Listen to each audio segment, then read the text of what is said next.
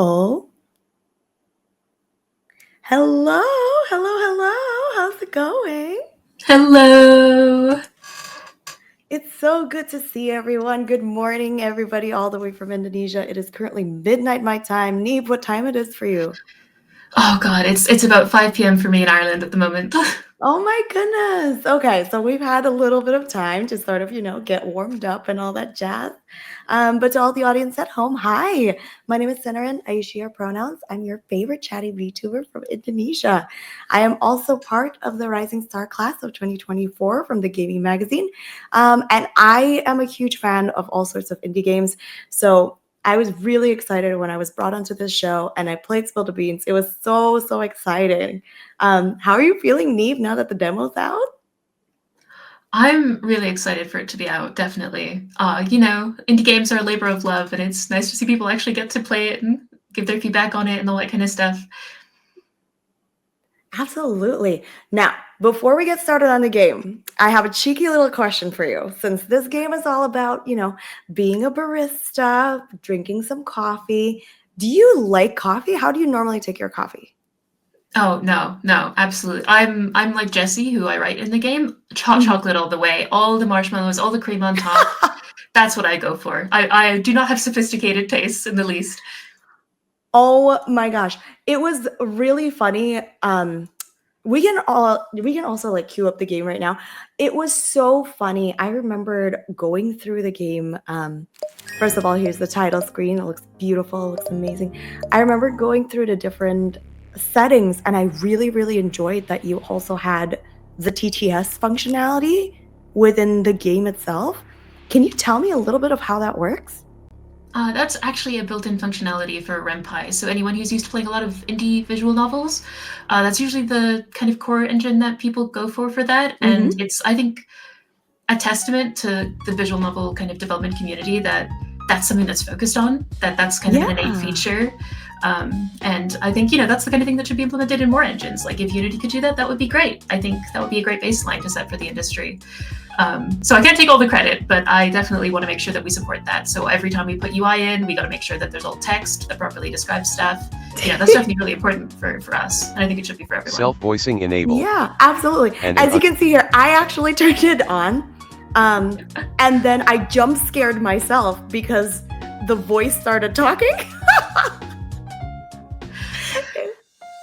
It was really nice though, because I was able, like, let's say I had to step away for a minute, being able to hear that voice just to sort of walk me through this story. I thought that was a really sweet thing. Yeah, no, it's definitely very handy, and like I said, it should be industry standard, to be honest. Absolutely. Here's the character creation process. Love the different pronouns. Love the soft. I love the humor in this game. Now I know that you are a writer. What was like from all of this, like either the adjectives or the soft skills? Which was your favorite? If you had to make yourself in this game, what would you have chosen? Well, me and my fellow writer, we sat down and we brainstormed all of these weird things you put in your CV, and it was mainly us trying to come up with the funniest things we could think of. I put long walks on the beach. That was mine. I love that one. That was like, why wouldn't you get hired if that's on your CV? Yeah. Though I think our favorite one is on the bottom soft skills drop down, the very last thing in the menu. I don't know if you caught it when you played it. It's just the word please. Yes. Oh my gosh. Yeah. I chose that. You'll see it. I was very excited because there was a hijab option. And just a little bit about me, my family is Muslim. And so anytime I see an indie game that has an hijab option from the very beginning, always, bring warm. As you can see, I chose the please. Oh, the please. Always brings a smile to my heart, always gives me such a warm welcome. Now, you mentioned Jesse. We're gonna go through the little intro and all that stuff as well. You mentioned Jesse. Speaking of the characters itself, who was the very first character you created? We kind of created all the characters at once. It was we started this game as a game jam in 2020, so perhaps a dangerous time to start a project, but we started in 2020 and we brainstormed and we kind of came up with this weird spider diagram of characters, which were just kind of tropes. We had like a vampire who's really cute and wears a sun hat. We had a skeleton who's a biker. We had a golem who's a chef, and a cat who's your boss. Oh my and god. like a siren who's like famous. And we never really strayed very much from that, really. We kind of just came up with the first crazy ideas that came to our head, and we were like, oh, that's it, that's perfect. We still have the diagram somewhere. I'm sure we'll post it on Twitter or Blue Sky or something. Yes, we'd love to see it. Out of all these characters, which one do you think is the one that resembles you the most? And then which one do you think resembles your co-writer the most? Oh, yeah, we've definitely talked about this when we've been brainstorming. I write Jesse, who's the vampire, and Alex, who's the siren in the wheelchair. And they both have a lot of me. But I would say maybe Alex the most. I think she's the character that players maybe might like the least, which I don't know what that says about me, but she's very concerned about image and how people perceive her. And I think, putting some of that into her character is definitely my kind of, art is a way to vent sometimes. So that's what I would say for her. Also, she is very gay, so that's a bit of me in that too. As for my co-writer, definitely Sloan, the golem who's on screen at the moment. He definitely exemplifies like this very, very sweet person who should probably yell out against the world a bit more, Yeah. I completely understand. Honestly, I love that you mentioned just like so many queer vibes going on here. The tea between Siren and Jesse. Let's talk about that. What's going on? Can we get a little inside knowledge? When we started this game, I was like, do you want to make a dating sim? And everyone was like, no, we shouldn't do a dating sim. I was like, okay. But what if there was a romance going on? What if there's a romance between these two characters? So I kind of heralded that a bit from the beginning. So when I, took on writing these two characters, I was like, yes, this is going to come up in the game. So there's a bit of a subtle kind of hint towards a messy, sapphic breakup that might have happened between these two characters in the intro. But through the game, you might have a chance to kind of explore that more, because basically after this intro, which is part of the demo, you get a chance to interrogate characters to find out things you could use against them. And for Jesse and Alex, a messy breakup is kind of an interesting thing that you could use to kind of turn on someone's emotions and make a very complicated situation come out to your favor. Or maybe there's another way you could close the case, which could give them a bit more of a happy ever after. Oh my gosh. The more I look through the choices that you presented, and then the little sort of ticker tape comes up at the front, either it will make you look more suspicious, the characters look more suspicious, or they start trusting you more. I am already starting to think I guess I was starting to already think through who would I pin the blame? I love all these characters so much. I don't even know who I'm going to be able to pin the blame to. We did some playtesting and surveys to see who people wanted to blame the most. And it was kind of across the board of people picking things like, oh, I didn't like this character's vibe and stuff like that. But there were also a lot of people who were like, I don't want to blame anyone. And there might be kind of a secret ending in the demo for if you are too nice to everyone as well. I did not catch the secret ending. Now I want to go back and see if I could perhaps do a little helping, all the others. But okay, my first instinct was to blame the boss, make it seem like, oh, it's just the process gone wrong. Fred, right? That's the cat's name? Yeah, cat with a very smart tie, yes. Yes, the demon, question mark? I'm interested to know where that, there's so many secrets that are coming in here already. We have a guy, the delivery man, that's stuck outside, Don't worry, that's just Dave. That's just Dave. Yeah. Oh, sure. Yeah, that's just Dave. He's just there. He's just hanging out there. No, these characters were also wonderfully written. And my personal favorites are Sloan and Siren. I saw Siren and I saw a mirror in front of me. I really, really related to her so much. But speaking of writing, what was your writing process like when, writing a visual novel? Because I'm sure it's a little bit different than one would write a book, right? Yeah. I think the most important thing about writing a visual novel is making sure you're on the same page with the other Mm. people who are interacting with these characters. So we spent a very long time in brainstorming mode where, we would write down a lot of facts about these characters. Some of them will never probably come up. Like, I think at one point we wrote that the siren had pet starfishes called Fame and Fortune. Will that come up in the game? Probably not, but it's like these little things that help you make these characters human, even though maybe Yeah. only one of them is human. And it's that kind of thing. And even part of that is sexuality. Like, it doesn't come up for everyone, of course. Like, it's not fundamental for everyone's arc in this game, but it's an important thing to write down. What is their relationship with sexuality and with romance or friendship or their gender, and how does that fit into how they see themselves?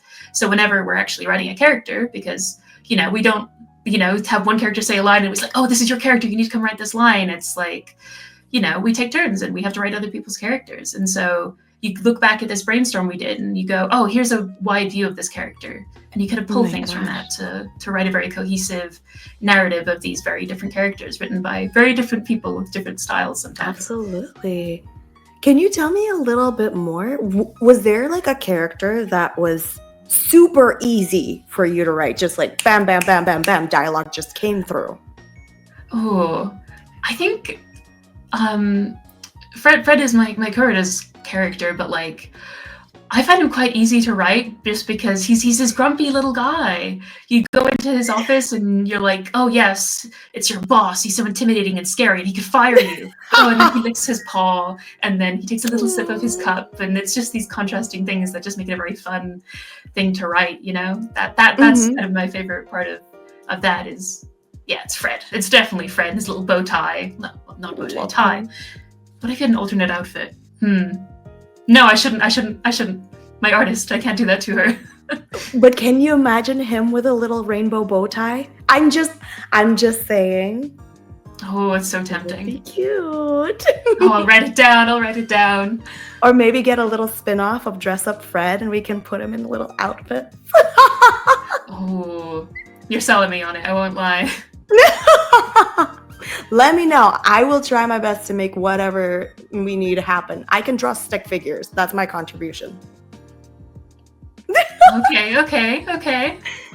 On the flip side, so you mentioned that Fred was one of the easier ones to sort of characterize, make dialogue out of. Was there any characters that you found like difficult to sort of bring up and tell their story?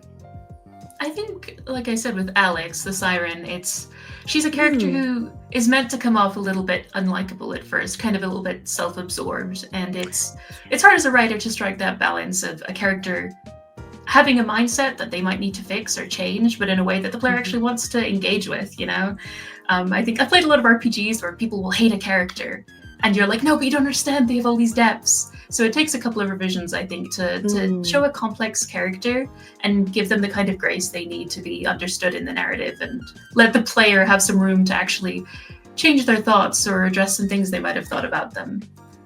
Yeah, for sure. I can see how Siren would be really like kind of difficult. Not difficult, I suppose, but like that balance, as you mentioned, would be a little bit tough. Speaking of writing, and I hope you don't mind, I just really enjoy the dialogue in this game. Everyone is ping-ponging so nicely. Is there a scene that we haven't seen yet in the demo that you loved writing about? And I'm so curious, like, can you give us a little sneak peek of like what that scene would be? Oh gosh. Yeah, just recently we were working on a scene, back and forth with me and the co-writer, and it was a scene that comes about from player actions. They can cause this scene to happen between other characters and kind of observe it. And it was a scene between Jesse, who's the vampire, and Grudge, who's the skeleton biker. And it's just like a kind of soft emotional moment between two characters who come off a little bit goofier at the start. But in this moment, I just think they felt very human. And I really enjoyed the back and forth of working out how that would play out. That was really sweet. Grudge is actually a character that I did not initially enjoy my first time, but then as I started getting sort of like I played through this demo twice, essentially. I played it the first time just so that way I can get a feel for it. And then obviously I played it again for the recording. And the second time I understood what he's all about. Oh, I thought, like, once I understand that he's just this like goofy guy that's just like trying a little too hard, I become like obsessed with him. Now I Yeah, do he have a tries to be the tough question. guy Go ahead. and be like, "Oh yeah, I'm your rival." It's a lot Yes, of kind of anime. He's there to be your rival, but very that. he's not really. He's just trying. No. We're like, I don't even know you. You don't even know me. And he's like, oh, I'm the biggest rival. I thought that was so funny. Now I have a question. Are any of these characters based off like real people or just like other characters that you've seen in the media? I want to know. I would say Jesse is a little bit based on our social media manager, who voices over the trailer as well. They might be watching right now, and I'm embarrassing them. Mainly because there's one of their roots later is based on an experience they kind of told me verbatim about being at a Comic-Con, and how terrible and great it can be at the same time. So I put a little bit of them into that for just because I was drawing from real life. I'm sorry, Atom, but that's how it is. Hi, social media manager. Thank you for being such a great inspiration to the characters. We love it. So I assume that I'm only making assumptions here, but like this is not a very typical visual novel that you have. As you mentioned before, like a lot of visual novels usually tend to lend itself in like the romance genre. So when I saw the brief and it was like a whodunit case, my first instinct was, oh, maybe Phoenix Wright. I don't know if you've heard of like the Ace Attorney sort of game. We have a couple of fans on our team. Yes, we do. Oh my goodness. I thought, what an interesting thing that we become sort of like the quote unquote villains for this, right? But what are other sort of inspirations that you had to create this story and make it come to life? Yeah, I mean, it was kind of a later inspiration, but I think Inkle's Overboard, which is another game where you play essentially the villain of the story who has to try to get out of it without being caught. That was definitely one kind of inspiration for the narrative styles there. I love visual novels, so I've played a lot of them when I was younger. So some of my like earliest inspirations were probably Backstage Pass, which is an older one, which had a lot of like kind of queer background stories between characters, and I was like, oh, you can just do that in the background. So you can just put that in. I think we're also a lot of big RPG fans, so a lot of the like characters having stats and you affecting their state of mind and that kind of thing definitely falls in from us loving stuff like Dragon Age and Disco Elysium and things like that. Yeah, it's a wide swath of games. You pull in from a lot of inspirations to make something that I don't think looks like any of those things, to be quite honest. It's very silly. I keep on expecting it. I keep on expecting it to like sort of turn or like lend itself to like either like the friendship thing, but I keep on getting, that ticker tape at the top, like, oh, this will make them act more suspiciously in front of others, or this will make them a better ally. I keep on wanting to know where that sort of like line through goes. Now, I also know that there are multiple endings that you can do in this game, of course. I guess I think the trailer mentioned 16. I could be wrong. How many exactly are there?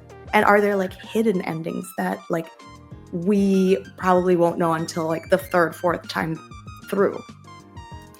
There are a lot of different endings. I think the trailer was like at least 15.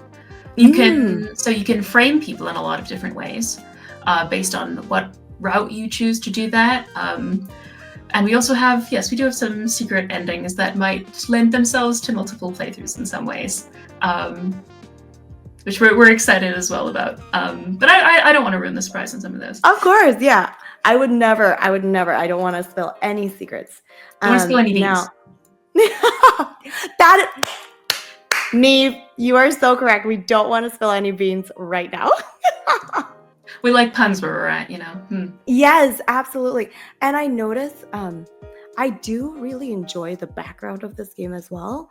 So I understand that, as a smaller studio, um, we probably have a couple of people doing the same roles. You are, of course, like both the programmer and the developer. Um, what was sort of like your favorite background to work on when it comes to these games? Well, our art, all the sprites and the backgrounds are drawn by our artist, Melina Caron, Hmm. who is a very talented animator and illustrator. So my favorite part of her drawing the backgrounds was getting to make silly requests about what we put in there and things like that. I think one of the Hmm. backgrounds has like some little silhouettes of our Dungeons and Dragons characters in there because we're friends as well outside of the game. Of It's course. the little cat flap on the back of the kitchen door, which you can see on screen. I Because saw. how That does was Fred get into so his office cute. otherwise? It's very important. Um, yeah, it's little stuff like that, or even like his office. He's got like cat scratches on his chair. Mhm. Ugh, The yeah, cat she's tree. amazing. Little bits of yarn up on a shelf over Yes, there. I love it. A lot of And then attention to speaking detail. of, I love the attention to detail. And speaking of design, the characters. Obviously, I'm very much drawn to Jessie. Just everything about their aesthetic, about their silhouette. Um, when it came to designing characters, what was that process like? If you can walk us through it. Yeah, I did all the initial designs for the characters. Uh, and Jessie, very Lolita inspired. I think Alex was the hardest to design, to be honest, because she had, how do you design an influencer? What's a cool, fashionable outfit? So I think she had like 12 iterations before we got there. That's super fair. Oh my goodness. I can't believe that our time is almost up. I still have like so many different questions. Obviously, a big shout out to Alex being a wheelchair user, multiple characters that are queer and, presenting and being very proudly queer. I have so many different questions and so many things to talk about. However, I do believe that is our time. Neve, I want to thank you again for coming over here and chatting with me. Thank you so much for interviewing me as well and chatting and playing the game. And I love your beautiful Yes. woman so much. Oh my gosh, thank you. I appreciate it. I really do look forward to seeing the game come to life. Do we have an expected, when it's coming out anytime soon? Not at the moment, but follow us on all our socials at Skeletal Games and you might find out. Yeah, sounds good. Looking forward to it. To all the wonderful viewers that are currently in chat, we do have a giveaway going on, exclamation point coffee, I believe.